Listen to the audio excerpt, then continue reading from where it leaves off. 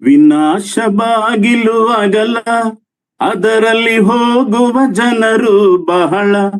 ನಿತ್ಯ ಜೀವದ ಮಾರ್ಗ ಇಕ್ಕಟ್ಟು, ದಾರಿ ಬಿಕ್ಕಟ್ಟು, ಅದನ್ನು ಕಂಡಿಡಿಯುವುದೇ ಸ್ವಲ್ಪ ಜನರು.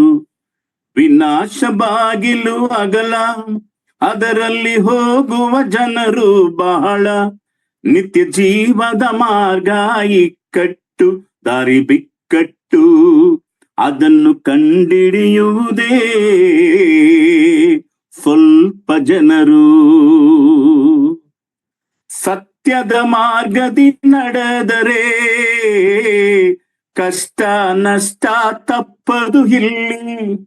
ಸತ್ಯದ ಮಾರ್ಗದಿ ನಡೆದರೆ ಕಷ್ಟ ನಷ್ಟ ತಪ್ಪದು ಇಲ್ಲಿ.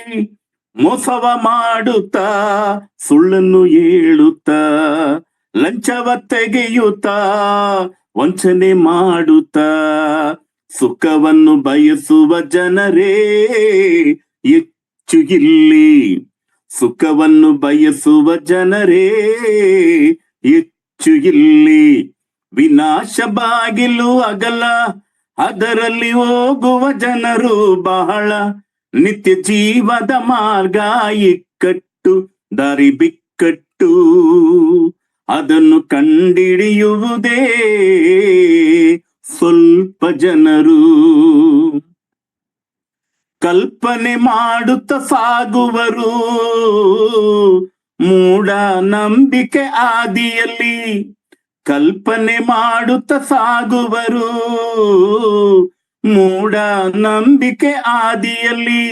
ನೀತಿಯ ಬಿಟ್ಟು ಜಾತಿಯ ಹೆಸರಲ್ಲಿ, ಸತ್ಯವ ಬಿಟ್ಟು ಧರ್ಮದ ಹೆಸರಲ್ಲಿ, ಬಹು ಜನರಾದರೂ ಸಿಕ್ಕದು ಮುಕ್ತಿ ಅಲ್ಲಿ. ಇವರು ಬಹು ಜನರಾದರೂ ಸಿಕ್ಕದು ಮುಕ್ತಿ ಅಲ್ಲಿ. ವಿನಾಶ ಬಾಗಿಲು ಅಗಲ, ಅದರಲ್ಲಿ ಹೋಗುವ ಜನರು ಬಹಳ. ನಿತ್ಯ ಜೀವದ ಮಾರ್ಗ ಇಕ್ಕಟ್ಟು, ದಾರಿ ಬಿಕ್ಕಟ್ಟು, ಅದನ್ನು ಕಂಡಿಡಿಯುವುದೇ ಸ್ವಲ್ಪ ಜನರು. ಸತ್ಯದ ಬಾಗಿಲು ನಾನೇ ಎಂದು ಯೇಸು ತಾನೇ ಹೇಳಿದನು. ಸತ್ಯದ ಬಾಗಿಲು ನಾನೇ ಎಂದು ಯೇಸುವು ತಾನೇ ಹೇಳಿದನು. ಆತನ ಹೆಸರಲ್ಲೇ ರಕ್ಷಣೆ ನಮಗೆ, ನಂಬಿದ ಜನಕ್ಕೆ ಯೇಸುವೆ ಜೀವ. ಸ್ವಲ್ಪ ಜನರಾದರೂ ಸ್ವರ್ಗವು ನಿಶ್ಚಯ ನಮಗೆ. ಸ್ವಲ್ಪ ಜನರಾದರೂ ಸ್ವರ್ಗವು ನಿಶ್ಚಯ ನಮಗೆ. ವಿನಾಶ ಬಾಗಿಲು ಅಗಲ, ಅದರಲ್ಲಿ ಹೋಗುವ ಜನರು ಬಹಳ. ನಿತ್ಯ ಜೀವದ ಮಾರ್ಗ ಇಕ್ಕಟ್ಟು, ದಾರಿ ಬಿಕ್ಕಟ್ಟು, ಅದನ್ನು ಕಂಡಿಡಿಯುವುದೇ ಸ್ವಲ್ಪ ಜನರು. ವಿನಾಶ ಬಾಗಿಲು ಅಗಲ. ತೀರ್ಪಿನ ವಿಷಯದಲ್ಲಿ ನಾನು ಕಳೆದ ಸಾರಿ ಮಾತನಾಡಿದ್ದೇನೆ. ಇದನ್ನು ಮುಂದುವರಿಸುವಂತವನಾಗಿದ್ದೇನೆ. ಅದಕ್ಕೆ ಮುಂಚಿತವಾಗಿ ಇವತ್ತು ನಿನ್ನೆ ಕ್ರಿಸ್ಮಸ್ ಎಂಬುದಾಗಿ ಲೋಕದಲ್ಲಿ ಆಚರಿಸುವಂತ ನೋಡಿದ್ದೇವೆ. ಕ್ರಿಸ್ಮಸ್ ಅನ್ನೋದಕ್ಕಿಂತ ಕ್ರೈಸ್ಟ್ ಮಸ್ಟ್ ಎಂಬುದಾಗಿ ನಾವು ಹೃದಯದಲ್ಲಿ ನಿಜವಾಗಿಯೂ ಯೇಸು ಕ್ರಿಸ್ತನನ್ನು ಅಂಗೀಕರಿಸುವುದೇ ನಿಜವಾದ ಒಂದು ಸಂತೋಷ, ಒಂದು ನಿಜವಾದಂತ ಸಮಾಧಾನ, ಒಂದು ಆನಂದ ನಮ್ಮಲ್ಲಿ ಇರುವಂತದ್ದಾಗಿದೆ. ಯಾಕಂದ್ರೆ ಯೇಸು ಕ್ರಿಸ್ತ ಹೇಳಿದ್ದಾನೆ, ನನ್ನಲ್ಲಿರುವ ಆನಂದ ನಿಮ್ಮಲ್ಲಿ ಇಂತಲೂ ಅದು ಪರಿಪೂರ್ಣವಾಗಿರಬೇಕೆಂಬುದಾಗಿ ನಾವು ಯೋಹಾನ್ ಬರೆದ ಸುವಾರ್ತೆ 14ನೇ ಅಧ್ಯಾಯದಲ್ಲಿ ನೋಡುತ್ತೇವೆ. ಹಾಗಾದ್ರೆ ಆನಂದ ನಮ್ಮಲ್ಲಿ ಯಾವಾಗ್ಲೂ ಇರುವಾಗ ಪ್ರತಿ ದಿನವೂ ನಮಗೆ ಸಂತೋಷ, ಪ್ರತಿ ದಿನವೂ ನಮಗೆ ಕ್ರಿಸ್ತನು ಹುಟ್ಟಿದ್ದಾನೆ ನನ್ನಲ್ಲಿ ಎಂಬ ಅನುಭವ ನಮ್ಮಲ್ಲಿ ಯಾವಾಗಲೂ ಇರುತ್ತದೆ. ಹಾಗಾದ್ರೆ ಯೇಸು ಕ್ರಿಸ್ತನು ನನ್ನಲ್ಲಿ ಹುಟ್ಟಿದ್ದಾರೆ, ನನ್ನ ಹೃದಯದಲ್ಲಿ ಆತನು ಹುಟ್ಟಬೇಕು. ಆತನು ನಮ್ಮಲ್ಲಿ ಹುಟ್ಟಿದರೆ ನಾವು ಆತನ ಗುಣಾತಿಶಯಗಳನ್ನು ಪಡೆದುಕೊಂಡವರಾಗಿ ನಾವು ಕ್ರಿಸ್ತನ ಸ್ವಾರೂಪ್ಯಕ್ಕೆ ನಾವು ಒಳಗಾದವರಾಗಿ ನಾವು ಸಾಕ್ಷಿಯಾಗಿ, ಬೆಳಕಾಗಿ, ಉಪ್ಪಾಗಿ ಈ ಲೋಕದಲ್ಲಿ ಜೀವಿಸುವಂತವರು ನಾವಾಗಿರುತ್ತೇವೆ. ಆದುದರಿಂದ ಕ್ರೈಸ್ಟ್ ಮಸ್ಟ್ ಎಂಬುದಾಗಿ ನಾವು ಆಚರಿಸುವಂತವರು ಆಗಿರಬೇಕು. ಕ್ರಿಸ್ಮಸ್ ಎಂಬುದಾಗಿ ಹೇಳುವಾಗ ಅದು ಪೇಗನ್ ಆಚಾರ ಪದ್ಧತಿಗೆ ಒಳಗಾಗುವಂತಿರುವಂತದ್ದು ಆಗಿರುತ್ತದೆ. ಆದುದರಿಂದ ನಾವು ಅದರ ಪ್ರಕಾರ, ಲೋಕದ ಪ್ರಕಾರವಾಗಿ ನಾವು ಆಚರಿಸುವವರು ಆಗಿರದೆ, ನಾವು ಆಚರಿಸುವವರನ್ನು ನಾವು ಅವರ ಬಗ್ಗೆ ತೀರ್ಪು ಮಾಡುವುದಲ್ಲ, ಮತ್ತು ಆಚರಿಸದೆ ಇರುವವರನ್ನು ಕೂಡ ನಾವು ತೀರ್ಪು ಮಾಡುವಂತವರಲ್ಲ. ಆದರೆ ನಮಗೆ ಬೇಕಾಗಿದ್ದು ಕ್ರಿಸ್ತನ ಅಮೂಲ್ಯವಾದ ಸತ್ಯ. ಕ್ರಿಸ್ತನು ನಮಗಾಗಿ ಈ ಲೋಕದಲ್ಲಿ ಜನಿಸಿ ಬಂದಿದ್ದಾನೆಂಬುದಾಗಿ ನಾವು ಪೂರ್ಣವಾಗಿ ಅರ್ಥ ಮಾಡಿಕೊಳ್ಳುವುದಲ್ಲದೆ, ಮತ್ತು ನನ್ನ ಹೃದಯದಲ್ಲಿ ಹುಟ್ಟುವುದಕ್ಕಾಗಿ ಯೇಸು ಕ್ರಿಸ್ತನು ಲೋಕದಲ್ಲಿ ಜನಿಸಿ ಬಂದಿದ್ದಾನೆಂಬುದಾಗಿ ತಿಳಿದುಕೊಂಡವರಾಗಿ ನಾವೆಲ್ಲರೂ ಯಾವಾಗಲೂ ಸಂತೋಷಿಸುತ್ತಾ, ಯಾವಾಗಲೂ ಆತನಲ್ಲಿ ಆನಂದಿಸುತ್ತಾ ನಾವು ಜೀವಿಸುವಂತೆ ದೇವರು ನಮಗೆ ಸಹಾಯ ಮಾಡಲಿ. ನೀವೆಲ್ಲರೂ ಸಂತೋಷದಿಂದ ಆರೋಗ್ಯವಾಗಿ ಸಭೆಯಾಗಿ ಕೂಡಿ ಬರುವುದು ಮತ್ತು ಈ ರೀತಿಯಾಗಿ ಬೈಬಲ್ ಸ್ಟಡಿಗಾಗಿ ಸೇರಿ ಬರುವುದೆಂದರೆ ಅದು ನಿಜವಾಗಿಯೂ ಬಹಳ ಸಂತೋಷ, ಒಂದು ಸಂತೋಷದ ಒಂದು ಸಂಗತಿಯಾಗಿದೆ ಎಂಬುದಾಗಿ ನಾನು ನೆನೆಸ್ತೇನೆ. ಈ ಅವಕಾಶ ನಾನು ಕೊಟ್ಟಿರುವುದಕ್ಕಾಗಿ ಕೂಡ ನಿಮ್ಮೆಲ್ಲರಿಗೂ ಕ್ರಿಸ್ತನಲ್ಲಿ ವಂದನೆಯನ್ನ ತಿಳಿಸುವಂತನಾಗಿದ್ದೇನೆ. ಈಗ ನಾವು ನೋಡುವುದಾದ್ರೆ, ತೀರ್ಪು ಮಾಡಬೇಡ್ರಿ, ಹಾಗೆ ನಿಮಗೂ ತೀರ್ಪು ಆಗೋದು. ಮತ್ತಾಯನ ಬರೆದ ಸುವಾರ್ತೆ 7ನೇ ಅಧ್ಯಾಯ ನಾವು 1ರಿಂದ ನಾವು ಅನೇಕ ವಿಷಯಗಳನ್ನ ತಿಳಿತಾ ಹೋದೆವು. ಏನಂದ್ರೆ, ನಾವು ಮನುಷ್ಯನ ಕಾರ್ಯದ ಮೇಲೆ ಮತ್ತು ನಡವಳಿಕೆಯ ಮೇಲೆ ನಾವು ತೀರ್ಪು ಮಾಡುವಂತವರಾಗಿರ್ತೇವೆ. ಮನುಷ್ಯನು ತನ್ನಷ್ಟಿಗೆ ತಾನೇ ತೀರ್ಪು ನೀಡುವ ವಿಷಯದಲ್ಲಿ, ಆದ್ರೆ ಇಲ್ಲಿ ಕ್ರಿಸ್ತನು ಒಬ್ಬನು ತನ್ನ ಬಗ್ಗೆ ತಾನೇ ತೀರ್ಪು ಕೊಡುವ ವಿಷಯದಲ್ಲಿ ಆತನು ಮಾತನಾಡುವಂತವನಾಗಿದ್ದಾನೆ. ಹಾಗೆ ತೀರ್ಪು ಮಾಡಬೇಡಿರಿ, ಹಾಗೆ ನಿಮಗೂ ತೀರ್ಪಾಗುವುದು ಎಂಬುದಾಗಿ ದೇವರ ವಾಕ್ಯದಲ್ಲಿ ನಾವು ನೋಡುವಂತವರಾಗಿದ್ದೇವೆ. ಎರಡನೇದಾಗಿ ನಾವು ನೋಡಿಕೊಂಡವರು ಮನುಷ್ಯನ ನಡತೆ, ಅವನ ಉದ್ದೇಶ, ಅವನ ಆಲೋಚನೆ, ಅವನ ಅಂತರಂಗದ ವಿಷಯ ಮತ್ತು ಅವನ ಆತ್ಮೀಯ ವಿಷಯಗಳ ಬಗ್ಗೆ ತೀರ್ಪು ಮಾಡಲೇಬಾರದು ಎಂಬುದಾಗಿ ನಾವು ನೋಡುತ್ತೇವೆ. ನಾವು ಹೊರಗಿನ ತೋರಿಕೆ ನೋಡಿ ತೀರ್ಪು ಮಾಡ್ತೇವೆ, ಆದ್ರೆ ಒಳಗಿನ ಅಂತರಂಗ ಯೇಸು ಕ್ರಿಸ್ತನಿಗೆ, ದೇವರಿಗೆ ಮಾತ್ರ ಗೊತ್ತು. ಆದ್ರಿಂದ ಕೆಲವು ಸಾರಿ ಹೊರಗಿನ ತೋರಿಕೆಯಲ್ಲಿ ಒಳ್ಳೆಯದನ್ನೇ ಮಾಡುವಂತವರಾಗಿರ್ತಾರೆ, ಆದ್ರೆ ನಾವು ಕೆಟ್ಟದಾಗಿ ಅದನ್ನ ತಿಳಿದುಕೊಳ್ಳುವಂತವರಾಗಿರ್ತೇವೆ. ಹಾಗಾದ್ರೆ ನಾನು ಅದರ ವಿಷಯದಲ್ಲಿ ಹೇಳಿದೆ, ಒಂದು ಗಂಡಿನ ಮತ್ತು ಹೆಣ್ಣಿನ ವಿಷಯ, ಮದುವೆ ವಿಷಯದಲ್ಲಿ ಅನೇಕ ಸಾರಿ ಸುಳ್ಳಾಗಿ ಅವರನ್ನ ಗುರುತಿಸಿ ತೀರ್ಪು ಮಾಡುವಂತವರಾಗಿ ಅನೇಕ ಸಾರಿ ನಾವು ಆ ಮದುವೆ ಕಾರ್ಯದಲ್ಲಿ ಅಡ್ಡಿಪಡಿಸುವಂತನ ನೋಡುವವರಾಗಿದ್ದೇವೆ. ಇಂಥ ವಿಷಯಗಳು ಬರುವಾಗ ನಾವು ಇದು ದೇವರ ಚಿತ್ತವೋ ಅಥವಾ ಏನೆಂಬುದಾಗಿ ನಾವು ಬಹಳವಾಗಿ ತಿಳಿದುಕೊಂಡು ನಾವು ಅದರಂತೆ ಇರುವಂತವರಾಗಿರಬೇಕು.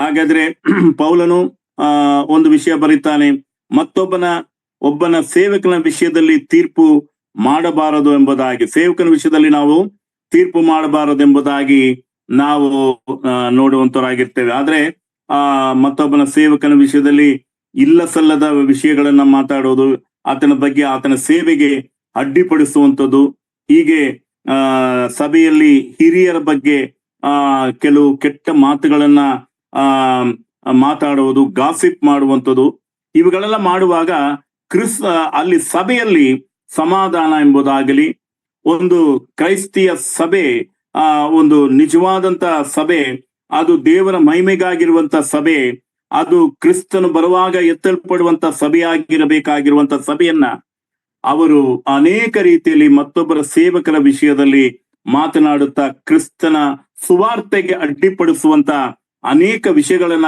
ಈ ಲೋಕದಲ್ಲಿ ನಾವು ನೋಡುವಂತವರಾಗಿದ್ದೇವೆ. ಆದುದರಿಂದ ನಾನು ಕಳೆದ ಸಾರಿ ಒಂದು ವಿಷಯವನ್ನ ಹೇಳಿದ್ದೆ.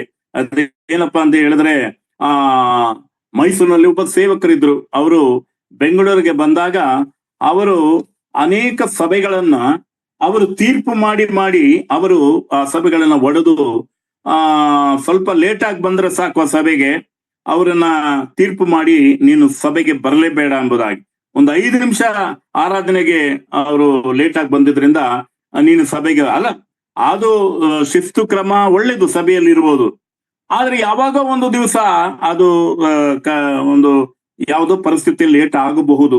ಆದ್ರೆ ಅವರು ತಡವಾಗಿ ಬಂದದ್ರಿಂದ ನೀನು ಬರಲೇಬಾರದೆಂಬುದಾಗಿ ಹೇಳಿ, ಮತ್ತು ಅನೇಕ ಸೇವಕರ ವಿಷಯದಲ್ಲಿ ನೋಡುವಾಗ ಅವ್ರು ಹೇಳಿದಂತ ಮಾತೇನೆಂದ್ರೆ, ಎಲ್ಲಾ ನನ್ನ ಇಂಟರ್ನ್ಯಾಷನಲ್ ನಾನು ನೋಡುತ್ತಾ ಬಂದ ಹಾಗೆ ಇಂಟರ್ನ್ಯಾಷನಲ್ ಸೇವಕರೆಲ್ಲ ನನ್ನ ಕಾಲಿಗೆ ದೂಸಿ ಸಮಾನ ಎಂಬುದಾಗಿ, ನಾನು ತುಂಬಾಗಿ ಚೆನ್ನಾಗಿ ವಾಕ್ಯ ಹೇಳುತ್ತೇನೆ, ನಾನು ಈ ವಾಕ್ಯವನ್ನಿಟ್ಟೆ ಮಾತಾಡ್ತೇನೆ ಎಂಬುದಾಗಿ ಅವರು ಅನೇಕ ರೀತಿಯಲ್ಲಿ ತೀರ್ಪು ಮಾಡಿ ಮಾತಾಡುವುದು ಮತ್ತು ಅನೇಕರನ್ನು ಹೀಯಾಳಿಸುವುದನ್ನು ನಾವು ನೋಡ್ತಾ ಬಂದ್ವಿ. ಆದ್ರೆ ಆ ಕೊನೆಗೆ ನಾನು ಕೇಳುತ್ತಾ ಬಂದಾಗೆ ಅವರ ಒಂದು ನಾಲಿಗೆಗೆ ಅದು ಕೊನೆಗೆ ಒಂದು ಕ್ಯಾನ್ಸರ್ ಎಂಬುದಾಗಿ ಅವರಿಗೆ ಆಯ್ತು ಎಂಬುದಾಗಿ ನೋಡ್ತೇವೆ. ಪ್ರಿಯರೇ, ಇಂಥ ವಿಷಯದಲ್ಲಿ ನಾವು ಬಹಳ ಎಚ್ಚರಿಕೆಯಾಗಿರ್ಬೇಕೆಂಬುದಾಗಿ ನಿಮ್ಮನ್ನ ನಾನು ಕರ್ತನಲ್ಲಿ ಕೇಳಿಕೊಳ್ಳುತ್ತೇನೆ.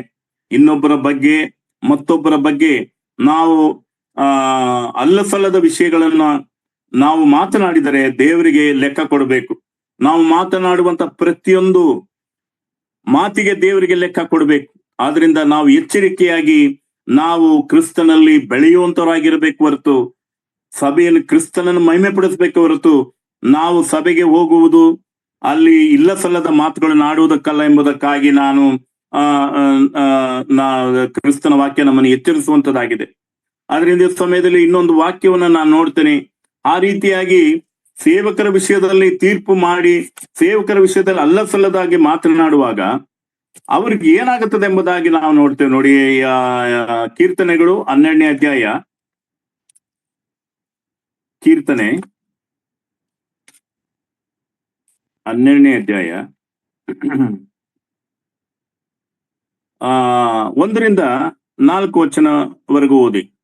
ಯೆಹೋವನೇ ರಕ್ಷಿಸು, ಭಕ್ತರು ಮುಗಿದು ಹೋಗಿದ್ದಾರೆ, ಜನರೊಳಗೆ ನಂಬಿಕೆಯುಳ್ಳವರು ಕಾಣಿಸುವುದೇ ಇಲ್ಲ. ಪ್ರತಿಯೊಬ್ಬರು ನೆರೆಯವರೊಡನೆ ಹುಸಿಯನ್ನಾಡುತ್ತಾರೆ, ಅವರ ವಂಚನೆಗಳಿಂದ ಹೊರಗೊಂದು ಒಳಗೊಂದು ಮಾತಾಡುತ್ತಾರೆ. ಯೆಹೋವನ ವಂಚನೆಯು ತುಟಿಗಳನ್ನು ಬಡಾಯಿ ನಾಲಿಗೆಯನ್ನು ಕಡಿದು ಬಿಡಲಿ. ಅವರು ನಮ್ಮ ಮಾತುಗಳಿಗೆ ತಡೆಯಿಲ್ಲವಲ್ಲ. ನಮ್ಮ ತುಟಿಗಳು ನಮ್ಮವೇ, ನಮಗೆ ಹೊಡೆಯನು ಯಾವನು ಎಂದು ಹೇಳಿಕೊಳ್ಳುತ್ತಾರಲ್ಲ. ಯೆಹೋವನು ಕುಗ್ಗುವವರ ಬಾಧೆಯನ್ನು ನೋಡಿದ್ದೇನೆ, ಗತಿಯಿಲ್ಲದವರ ಹೇಳುವಿಕೆಯು ನನಗೆ ಕೇಳಿಸಿದೆ. ಇಲ್ಲಿ ಯೆಹೋವನು ವಂಚನೆಯ ತುಟಿಗಳನ್ನು ಬಡಾಯಿ ನಾಲಿಗೆಯನ್ನು ಕಡಿದು ಬಿಡುತ್ತಾನಂತೆ. ನೋಡಿ, ಅವರಿಗೆ ಕ್ಯಾನ್ಸರ್ ಬಂದು ಹೇಗೋ ಅವರು ಸೇವೆ ಮಾಡಿದ್ದಾರೆ. ಅದರಿಂದ ಅವರಿಗೆ ಡಾಕ್ಟರ್ಗಳು ಅನೇಕರು ಗೊತ್ತಿದ್ರಿಂದ ಸ್ವಲ್ಪ ಅವ್ರಿಗೆ ಮೆಡಿಸಿನ್ ಇಂದ ಅದು ವಾಸಿ ಆಯ್ತು. ಆದ್ರೆ ಇನ್ನು ಮೇಲಾದ್ರೂ ಎಚ್ಚೆತ್ತುಕೊಂಡು ಅವರು ಜೀವಿಸ್ಬೇಕಾಯ್ತು. ನಾನು ಕಣ್ಣಾರೆ ಕಂಡಂತ ಕೇಳಿದಂತ ಕಿವಿಯಾರೆ ಕೇಳಿದಂತ ವಿಷಯ. ಆದ್ರಿಂದ ನಾವು ಸಭೆಯಲ್ಲಿ ಇರುವಾಗ ನಾವು ತೀರ್ಪು ಮಾಡುವುದರಲ್ಲಿ ಮತ್ತು ಕಣ್ಣಿಗೆ ನಾವು ನೋಡಿದ್ರು ಅದು ಏನ್ ಮಾಡೋದಂತೆ, ಕಣ್ಣಿಂದ ನೋಡಿದ್ರು ಅದು ಪ್ರಮಾಣಿಸಿ ನೋಡು ಅಂತ ಹೇಳುತ್ತೆ. ಅಂದ್ರೆ ಸತ್ಯವನ್ನ ನಾವು ಪ್ರೂವ್ ಮಾಡ್ಬೇಕಾದ, ಪ್ರೂವ್ ಇಲ್ಲದ ಯಾವುದೇ ರೀತಿಯಲ್ಲಿ ತೀರ್ಪು ಮಾಡ್ಲಿಕ್ಕೆ ಸಾಧ್ಯವಿಲ್ಲ. ಆದ್ರೆ ಕೆಲವು ಸಾರಿ ಅನಿಸಿಕೆ ಮೇಲೆ ನಾವು ಹೇಳುತ್ತೇವೆ. ಈ ಅನಿಸಿಕೆ ಬಹಳ ಕೆಟ್ಟದ್ದು. ಅಪನಂಬಿಕೆ ಎಂಬ ಕೆಟ್ಟ ಹೃದಯ ನಮ್ಮಲ್ಲಿ ಇರಬಾರದು. ಆದ್ರಿಂದ ನನ್ನ ವಿಷಯದಲ್ಲಿ ಸಂಶಯ, ಯೇಸು ಕ್ರಿಸ್ತನ ಬಗ್ಗೆನೇ ಸಂಶಯ ಪಡುವಂತ ಹೃದಯ ಇರ್ತದೆ. ಆದ್ರಿಂದ ನಾವು ಅದರಲ್ಲಿ ಬಹಳ ಎಚ್ಚರಿಕೆಯಾಗಿ ಕ್ರಿಸ್ತನ ವಿಷಯದಲ್ಲಾಗಲಿ ಯಾವುದೇ ವಿಷಯದಲ್ಲಿ, ಸತ್ಯದ ವಿಷಯದಲ್ಲಿ ಸಂಶಯ ಪಡದೆ ಇದ್ರೆ ನಾವು ಧನ್ಯರಾಗ್ತೇವೆ. ಆದ್ರಿಂದ ಇಲ್ಲಿ 12ನೇ ಅಧ್ಯಾಯ 1ರಲ್ಲಿ ನೋಡುವಾಗ ಭಕ್ತರು ಮುಗಿದು ಹೋಗಿದ್ದಾರೆ. ಭಕ್ತರು ಏನಾಗಿದ್ದಾರೆ ಎಂಬುದಾಗಿ ಹೇಳುವಾಗ ಅವರು ಮುಗಿದು ಹೋಗಿದ್ದಾರೆ. ಯಾಕಂದ್ರೆ ಭಕ್ತರೇ ಇಲ್ಲ ಈಗ ಚರ್ಚ್ಗಳಲ್ಲಿ, ಸಭೆಗಳಲ್ಲಿ. ಹಾಗೆ ನಾವು ನೋಡುವಾಗ ಬಹಳವಾಗಿ ಎಚ್ಚರಿಕೆಯಾಗಿರ್ಬೇಕು. ಯಾಕಂದ್ರೆ ನಾವು ಸಭೆಗಳಲ್ಲಿ ಈ ಚಟುವಟಿಕೆಗಳು ಈ ರೀತಿ ಆಗ್ತಾ ಇದ್ರೆ ಭಕ್ತರೇ ಇಲ್ದಂತ ಕಾಲ ಬರ್ತದೆ. ಜನರೊಳಗೆ ನಂಬಿಕೆಯುಳ್ಳವರು ಕಾಣಿಸುವುದೇ ಇಲ್ಲ. ನಂಬಿಕೆಯುಳ್ಳಂತವರು ಮುಂದಕ್ಕೆ ಕಾಣಿಸುವುದೇ ಒಂದು ಕಷ್ಟವಾದಂತ ಒಂದು ಕಾಲ ಬರುವಂತದ್ದಾಗಿದೆ. ಆದ್ರಿಂದ ನಾವು ಎಚ್ಚೆತ್ತುಕೊಂಡು ಸಭೆಯ ಯೇಸು ಕ್ರಿಸ್ತನು ಬರುವವರೆಗೂ ಕಾಪಾಡಿಕೊಂಡವರಾಗಿ, ನಮ್ಮನ್ನು ನಾವು ಕಾಪಾಡಿಕೊಂಡವರಾಗಿ, ಸಭೆಯನ್ನು ನಾವು ಸಭೆಗೆ ವಿಶೇಷವಾದಂತ ಮಾನ ಗೌರವವನ್ನ ನಾವು ಸಲ್ಲಿಸುವಂತವರಾಗಿ, ನಾವು ಕ್ರಿಸ್ತನ ಮಹಿಮೆಗಾಗಿ ಎಲ್ಲವನ್ನು ಮಾಡುವ ಹಾಗೆ ನಾವು ಜೀವಿಸುವಂತವರಾಗಿರಬೇಕೆಂಬುದಾಗಿ. ಆದ್ರಿಂದ ಪ್ರತಿಯೊಬ್ಬರು ನೆರೆಯವರನ್ನ ಒಡನೆ ಹುಸಿಯನ್ನಾಡುತ್ತಾರೆ. ನೆರೆಯವರ ಜೊತೆ ಹುಸಿ ಮಾತುಗಳನ್ನ ಹಾಡುವಂತವರಾಗಿರ್ತಾರೆ. ಅವರು ವಂಚನೆಯ ತುಟಿಗಳಿಂದ ಹೊರಗೊಂದು ಒಳಗೊಂದು ಮಾತಾಡೋದು ಬಹಳ ಡೇಂಜರ್ ಇದು.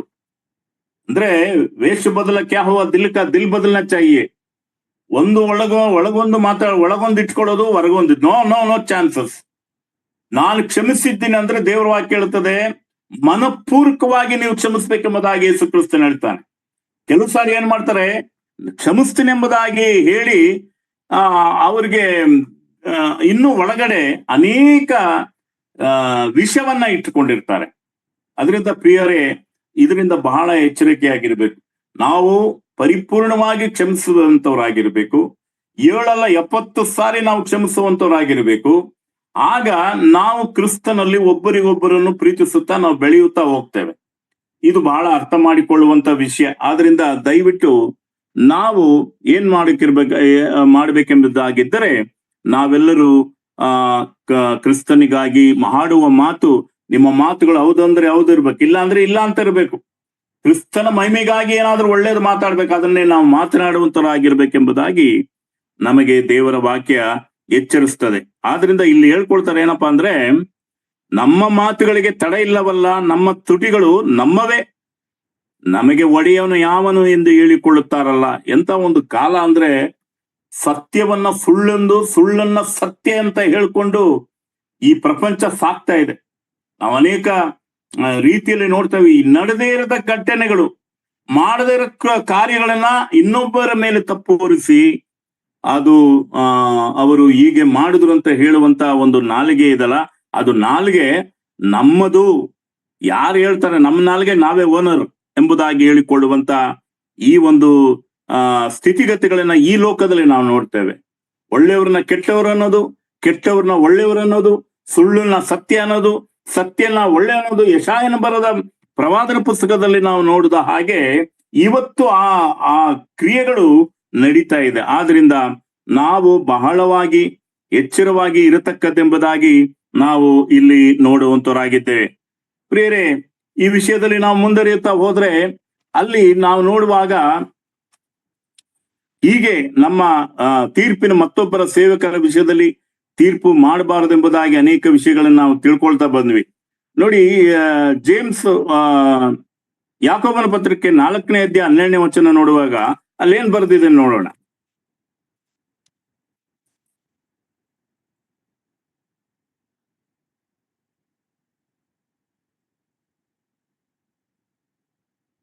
ನಾಲ್ಕು 12.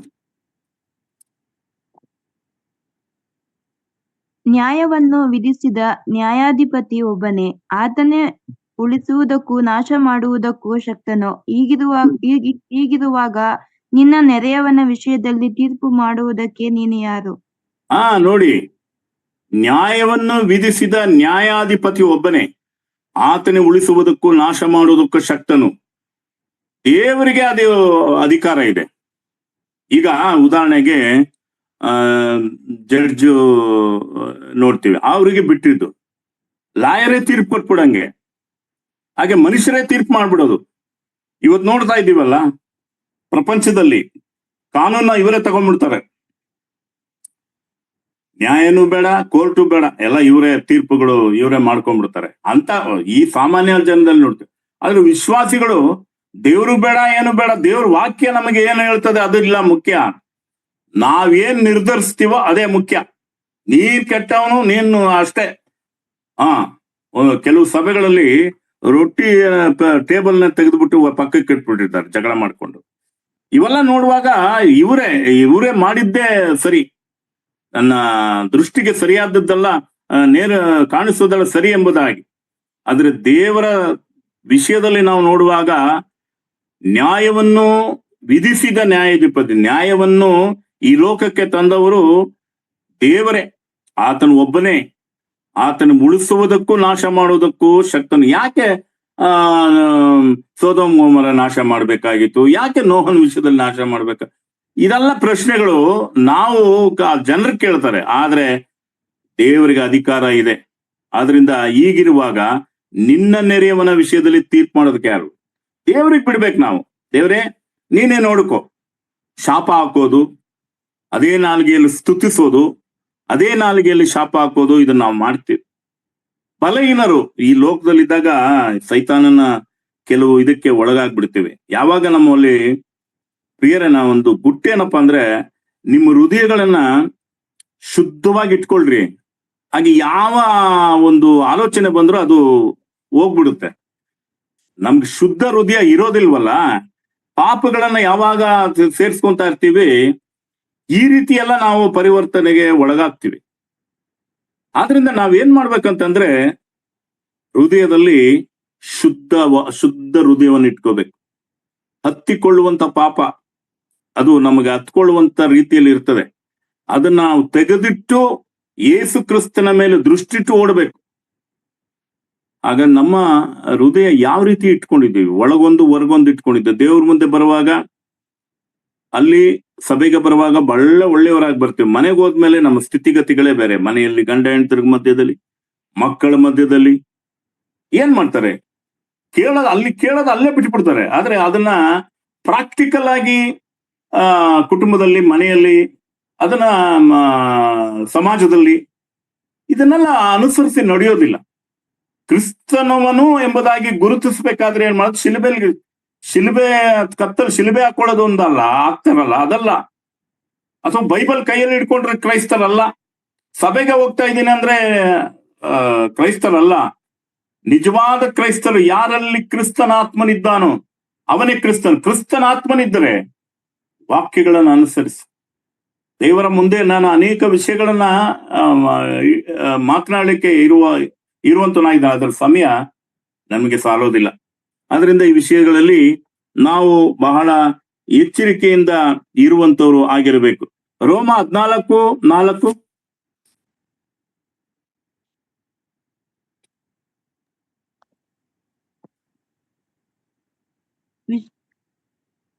ಮತ್ತೊಬ್ಬನು ಸೇವಕನ ವಿಷಯವಾಗಿ ತೀರ್ಪು ಮಾಡುವುದಕ್ಕೆ ನೀನು ಯಾರು? ಅವನು ನಿರ್ದೋಷಿಯಾಗಿ ನಿಂತರೂ ದೋಷಿಯಾಗಿ ಬಿದ್ದರೂ ಅದು ಅವನ ಯಜಮಾನನಿಗೆ ಸೇರಿದ್ದು. ಅವನು ನಿರ್ದೋಷಿಯಾಗಿ ನಿಲ್ಲಿಸಲ್ಪಡುವವನು, ಅವನನ್ನು ನಿಲ್ಲಿಸುವುದಕ್ಕೆ ಕರ್ತನು ಶಕ್ತನಾಗಿದ್ದಾನೆ.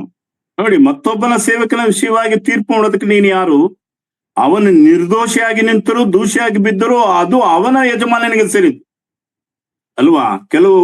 ಕೆಲಸದ ವಿಷಯಗಳಲ್ಲಿ ನಾನು ಕಳೆದ ಸಾರಿ ಹೇಳಿದೆ, ಹೋಗಿ ಚಾಡಿ ಹೇಳೋದು, ಅವ್ರ ಬಗ್ಗೆ ತೀರ್ಪು ಮಾಡುವಂಥದ್ದು.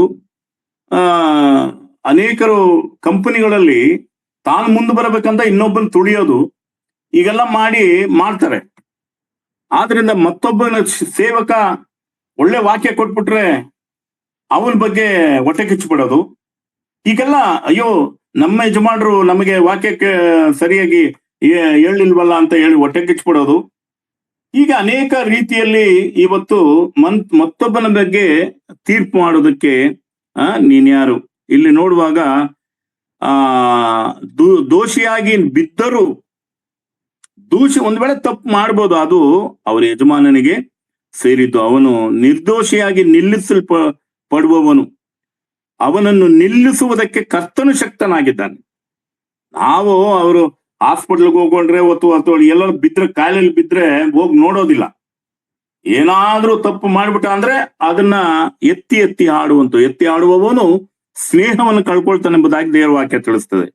ಆದ್ರಿಂದ ಇಲ್ಲಿ ನೋಡುವಂಥದ್ದು ಯಾರಂತಂದ್ರೆ, ನಾವು ದೇವರವನನ್ನ ನಿಲ್ಲಿಸುವುದಕ್ಕೆ ಶಕ್ತನಾಗ್ತಾನೆ. ನಾವು ಹೋಗಿ ಅವನ ಕಷ್ಟ ಕಾಲದ ಸಹಾಯ ಮಾಡಲ್ಲ, ಅವನ ವಿರುದ್ಧವಾಗಿ ಮಾತಾಡ್ತೀವಿ. ಆದ್ರೆ ದೇವರು ಎಂತ ಕರುಣೆ ಉಳ್ಳವನು, ಎಂತ ಪ್ರೀತಿ ಉಳ್ಳವನು ಅಂದ್ರೆ ಅವನನ್ನ ನಿಲ್ಲಿಸುವಂತವನು ಆಗಿರ್ತಾನೆ.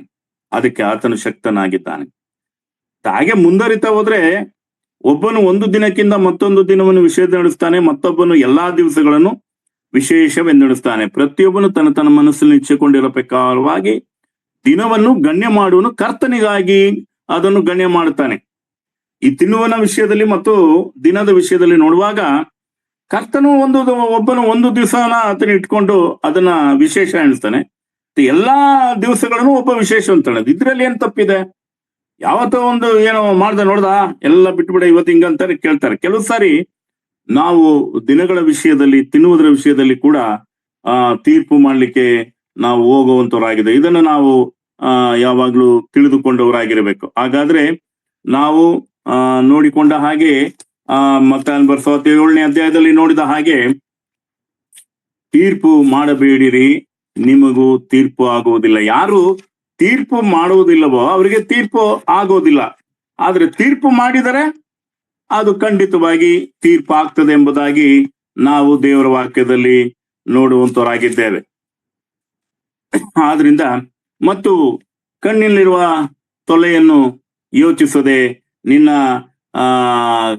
ಕಣ್ಣಿನಲ್ಲಿರುವ ರವಿಯನ್ನು ಯೋಚಿಸುವುದೇಕೆ, ಮತ್ತೊಬ್ಬನ ಸಹೋದರನ ಕಣ್ಣಿನಲ್ಲಿರುವ ರವಿಯನ್ನು ಯೋಚಿಸುವುದೇಕೆ ಎಂಬುದಾಗಿ. ಕಣ್ಣಲ್ಲಿ ನಾವು ನಮ್ಮ ಅಲ್ಲೇ ತಪ್ಪಿಟ್ಕೊಂಡು ನಾವೇನ್ ಮಾಡ್ತೀವಿ, ಇನ್ನೊಬ್ಬರ ಬಗ್ಗೆ ಹೇಳ್ತೀವಿ. ಕೆಲವು ಸರಿ ಇವುಗಳು ಬಹಳವಾಗಿ ನಡೀತದೆ. ಇವನು ತಪ್ಪು ಅನ್ನೋದು, ನೀನ್ ಮಾಡ್ಲಿಲ್ವಾ ನೀನು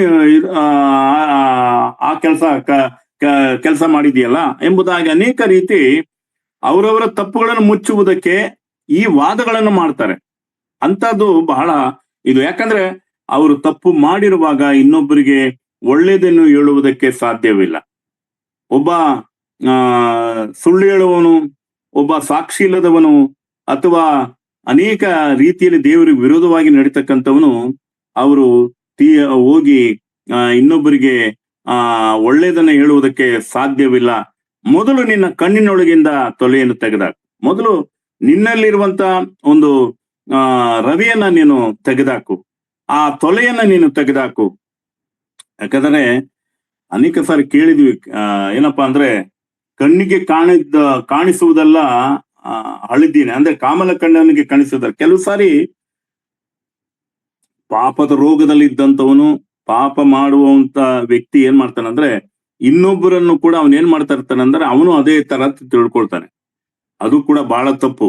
ಆದ್ರಿಂದ ಕಣ್ಣನ್ನು ಮೊದಲು ನಾವು ಸ್ವಚ್ಛವಾಗಿ ಇಟ್ಕೊಂಡ್ರೆ ನಮ್ಮ ದೃಷ್ಟಿಯು ಕೂಡ ಅದು ಒಳ್ಳೇದಾಗಿರ್ತದೆ ಎಂಬುದಾಗಿ ನಾವು ನೋಡ್ತಾ ಬಂದ್ವಿ.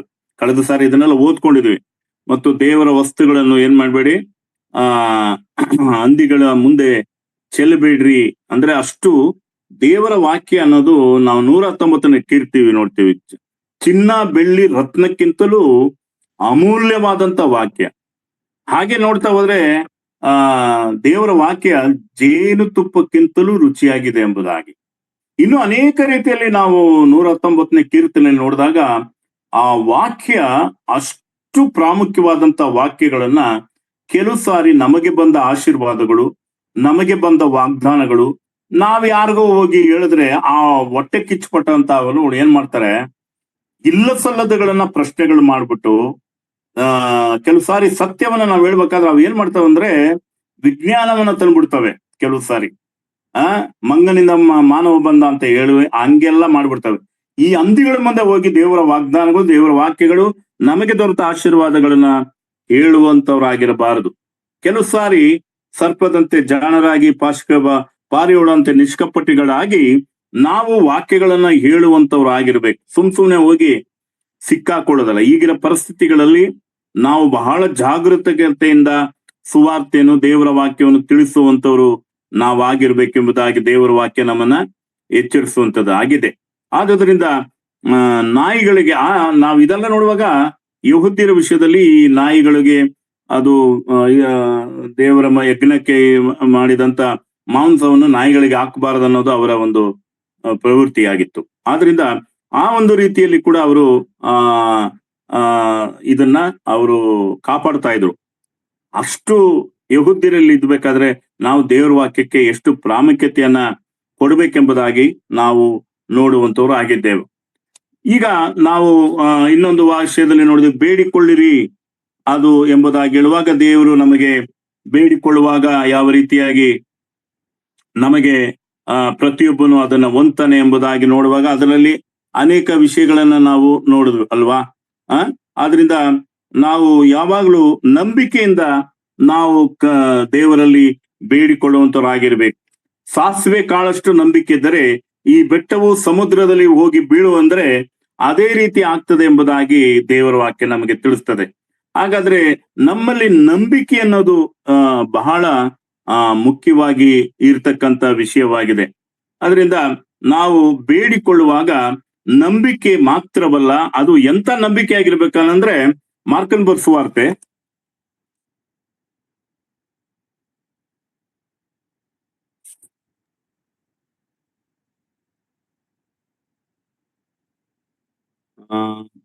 11ನೇ ಅಧ್ಯಾಯ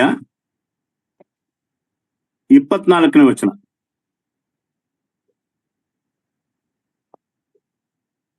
ಆದ ಕಾರಣ ನೀವು ಪ್ರಾರ್ಥನೆ ಮಾಡಿ ಏನೇನು ಬೇಡಿಕೊಳ್ಳುತ್ತೀರೋ ಅದನ್ನೆಲ್ಲ ಹೊಂದಿದ್ದೇವೆಂದು ನಂಬಿರಿ, ಅದು ನಿಮಗೆ ಹಾಗೆ ಇಟ್ಕೊಳ್ಳಿಮ್ಮ.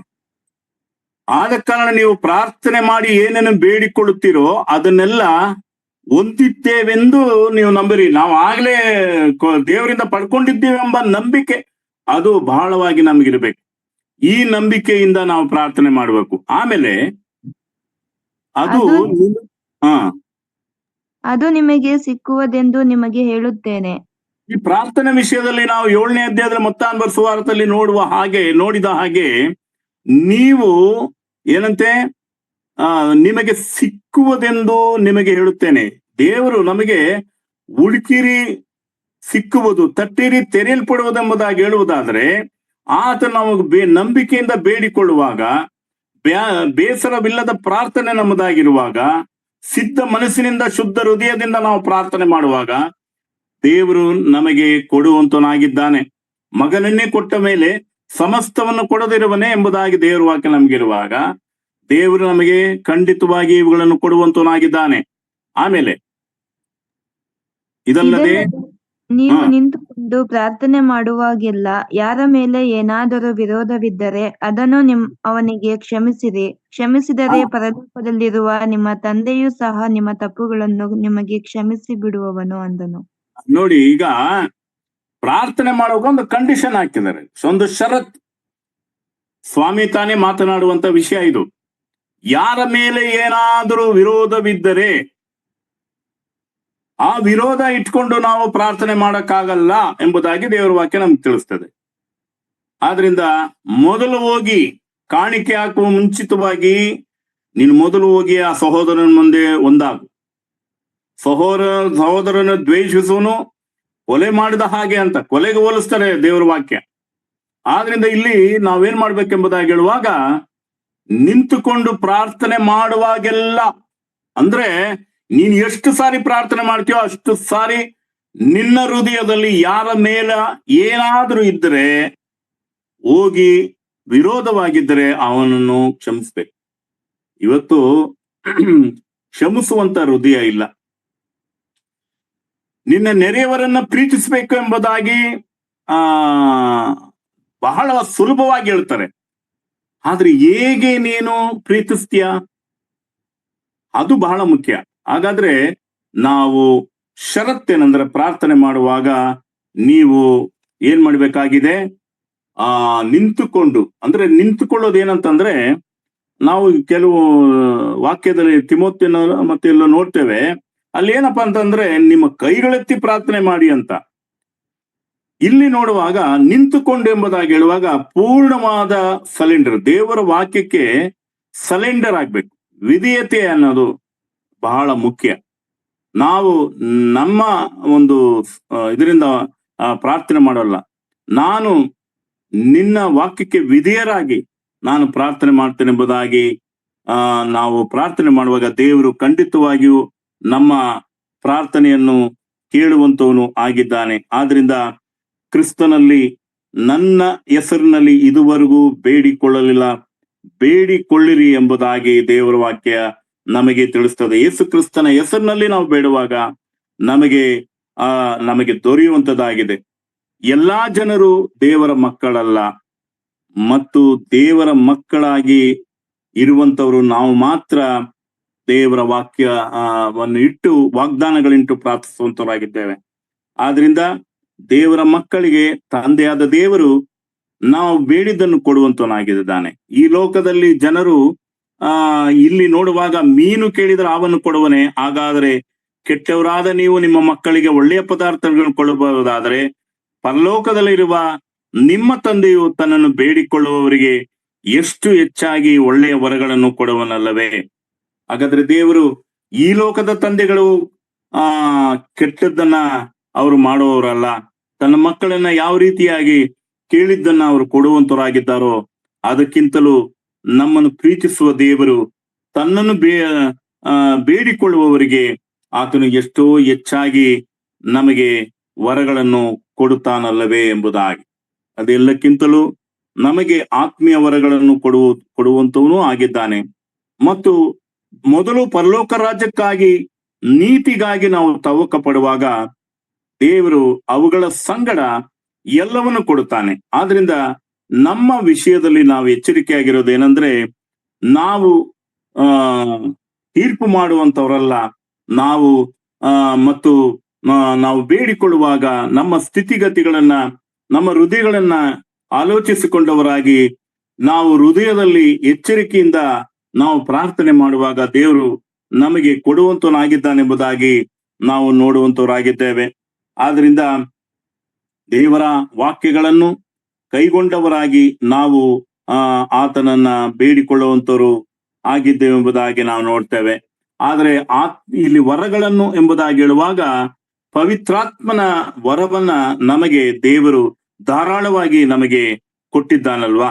ಆದ್ರಿಂದ ಆ ಒಂದು ವರ, ಪವಿತ್ರಾತ್ಮನ ವರ, ಅದು ನಮಗೆ ಈ ಲೋಕದಲ್ಲಿ ಬೇಕಾಗಿದೆ, ನಮ್ಮ ಆತ್ಮೀಯ ಜೀವನದಲ್ಲಿ ಬೇಕಾಗಿದೆ.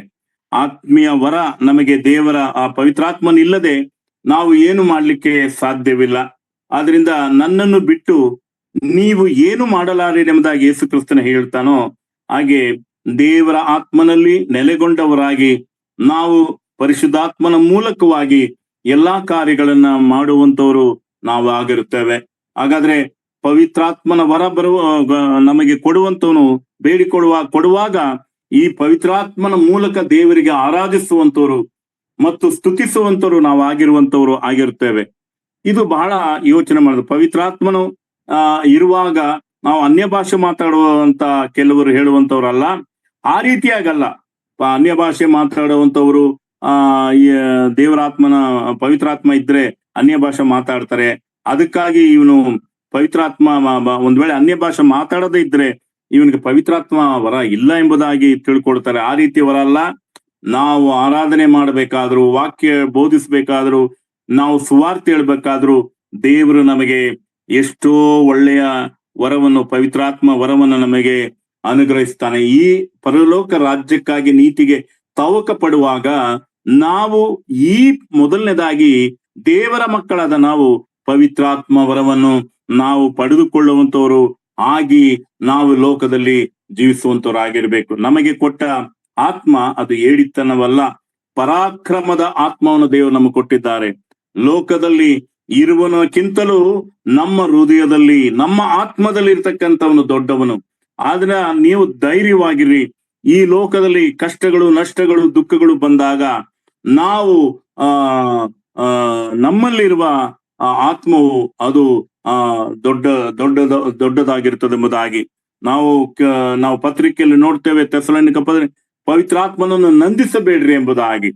ಮತ್ತೆ ನಾವು ಸುವಾರ್ತೆಗಳಲ್ಲಿ ನೋಡ್ತೇವೆ, ನೀವು ಮನುಷ್ಯ ಕುಮಾರನನ್ನು ಒಂದು ವೇಳೆ ದೂಷಿಸಿದ್ರೆ ನಿಮ್ಗೆ ಕ್ಷಮಾಪಣೆದಾದ್ರೆ ಪರಿಶುದ್ಧಾತ್ಮನನ್ನ ದೂಷಿಸುವವನಿಗೆ ಕ್ಷಮೆ ಇಲ್ಲ ಎಂಬುದಾಗಿ ನೋಡ್ತೇವೆ. ಹಾಗಾದ್ರೆ ಪರಿಶುದ್ಧಾತ್ಮ ಎಂಬುದಾಗಿ ಹೇಳುವಾಗ ಅದು ಯಾವ ರೀತಿ ನಮಗೆ ಸಹಾಯ ಮಾಡುತ್ತದೆ, ಯಾವ ರೀತಿಯಾಗಿ ನಮ್ಮ ಜೀವನದಲ್ಲಿ ಸಹಾಯಕನಾಗಿದ್ದಾನೆಂಬುದಾಗಿ ನಾವು ಬಹಳವಾಗಿ ತಿಳ್ಕೊಳ್ಳುವಂತವರಾಗಿರ್ಬೇಕು. ಶಿಷ್ಯರು ಆ ಒಂದು ಪವಿತ್ರಾತ್ಮನ ಮೇಲೆ ಬರಲು ಅವರು ಅನೇಕ ಭಾಷೆಗಳನ್ನ ಮಾತಾಡುವಂತವರು ಆಗಿದ್ದರೆಂಬುದಾಗಿ, ದೇವರ ವಾಕ್ಯವನ್ನ ಧೈರ್ಯದಿಂದ ಅವರು ಸಾರಿದರೆಂಬುದಾಗಿ ನೋಡ್ತೇವೆ. ಹೀಗೆ ನಮ್ಮಲ್ಲಿ ನಮ್ಮ ಹೃದಯವು, ನಮ್ಮ ಆತ್ಮವು ಶುದ್ಧವಾಗಿದ್ದರೆ ನಾವು ಬೇಡಿಕೊಳ್ಳುವುದು ಲೋಕ ಸಂಗತಿ ಅಲ್ಲ, ಪರಲೋಕದ ನೀತಿಗಾಗಿ ನಾವು ತವಕ ಪಡುವುದರ ಮೂಲಕ ಪರಿಶುದ್ಧಾತ್ಮನ ವರವನ್ನು ಹೊಂದಿದವರಾಗಿ ಲೋಕದಲ್ಲಿ ಯಾವಾಗ್ಲೂ ನಾವು ಆ ಒಂದು ಶಕ್ತಿಯಿಂದ ನಾವು ಈ ಲೋಕದಲ್ಲಿ ಎಲ್ಲಾ ಕಾರ್ಯಗಳನ್ನ ಮಾಡುವುದಕ್ಕೆ ಶಕ್ತನಾಗಿರ್ತಾನೆ ಎಂಬುದಾಗಿ ನಾವು ನೋಡ್ತೇವೆ. ಹಾಗಾದ್ರೆ ಈ ಒಂದು ವಿಷಯಗಳನ್ನ ನಾವು ಇನ್ನೂ ಮುಂದುವರಿಸುತ್ತಾ ಹೋಗೋಣ. ಸಾಧ್ಯವಾದರೆ ನಾವು ಇನ್ನ ಮುಂದಿನ ವಿಷಯಗಳಲ್ಲಿ ಜನರು ನಿನಗೆ ಏನು ಮಾಡಬೇಕೆಂದು ಆ ವಿಷಯದಲ್ಲಿ ನಾವು ಅನೇಕ ಧ್ಯಾನ ಮಾಡ್ತಾ ಬಂದೆ. ಅನೇಕ ವಿಷಯಗಳನ್ನ ದೇವರು ಕೊಟ್ಟಿದ್ದಾರೆ. ಮತ್ತೆ ಎರಡನೇದು, ಇಕ್ಕಟ್ಟಾದ ಬಾಗಿಲಿಂದ ಒಳಕ್ಕೆ ಹೋಗಿರಿ. ಈ ಎರಡನೇ ವಿಷಯ. ಮತ್ತು ಮೂರನೇ ವಿಷಯ, ಸುಳ್ಳು ಪ್ರವಾದಿಗಳ ವಿಷಯದಲ್ಲಿ ಈ ವಿಷಯನು ಮುಂದೆ ಈ 7ನೇ ಅಧ್ಯಾಯದಲ್ಲಿ ಅನೇಕ ವಿಷಯಗಳು ಇರುವಾಗ ಈ ಒಂದು ಮೂರು ವಿಷಯಗಳನ್ನು ಮುಂದಕ್ಕೆ ನಾನು ಮಾತನಾಡುವಂತನಾಗಿದ್ದೇನೆ. ಸದ್ಯಕ್ಕೆ ಈ ವಾಕ್ಯಗಳನ್ನು ನಮ್ಮ ಸಮಯ ಆಗಿದ್ದರಿಂದ ನಾನು ಇಲ್ಲಿಗೆ ಈ ಮುಕ್ತಾಯವನ್ನ ನಾನು ಮಾಡ್ತೇನೆ. ಆದ್ರೆ ಹೆಚ್ಚಾಗಿ ನಾವು ದೇವರ ವಾಕ್ಯವನ್ನ ಕಲಿಯುವುದರಲ್ಲ, ಕೇಳಿಸಿಕೊಳ್ಳುವುದರಲ್ಲ, ಅದು ಹೃದಯದಲ್ಲಿ ಇಟ್ಟುಕೊಂಡವರಾಗಿ ದೇವರ ವಾಕ್ಯದಂತೆ ನಡಿಬೇಕು. ದೇವರ ವಾಕ್ಯವನ್ನ ದೇವರು ಆಲಿಸೋದು ಮತ್ತು ದೇವರ ವಾಕ್ಯ ಪ್ರಸಂಗ ಚೆನ್ನಾಗಿತ್ತು ಅನ್ನುವುದಕ್ಕಿಂತಲೂ ಯೇಸು ಕ್ರಿಸ್ತನ ವಾಕ್ಯಗಳಿಗೆ ವಿಧಿಯರಾಗುವುದೇ ಯೇಸು ಕ್ರಿಸ್ತನಿಗೆ ಅದು ನಿಜವಾದಂತ ಒಂದು ಸಂತೋಷವಾದ ಸಂಗತಿ ಆಗಿರ್ತದೆ. ಆದ್ರಿಂದ ನಾವು ಮೊದಲು ದೇವರ ವಾಕ್ಯಕ್ಕೆ ವಿಧಿಯರಾಗಿ ನಡೆದುಕೊಳ್ಳುವಂತರಾಗಿ ಇರುವಂತೆ ದೇವರು ನಮ್ಮನ್ನು ಒಬ್ಬೊಬ್ಬರನ್ನು ಬಲಪಡಿಸಲಿ ಅಂತ ಹೇಳಿ ಈ ವಾಕ್ಯವನ್ನು ದೇವರು ಆಶೀರ್ವದಿಸಲಿ ಎಂದು ಹೇಳಿ ಈ ವಾಕ್ಯವನ್ನ ಇಲ್ಲಿಗೆ ನಾನು ಮುಗಿಸುವಂತನಾಗಿದ್ದೇನೆ.